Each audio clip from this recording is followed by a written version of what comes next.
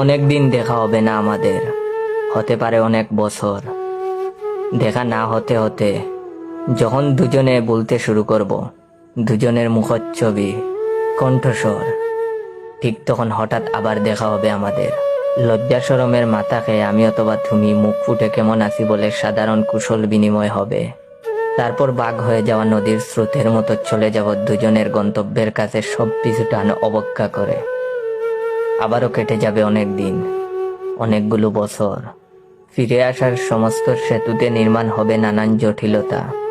পৃথিবীর বয়স বাড়বে, বাড়বে আমাদের বয়সও। ভুতুড়ে সিনেমার মতো জীবনের বুকে ধরে যাবে মৃত্যুর ভয়।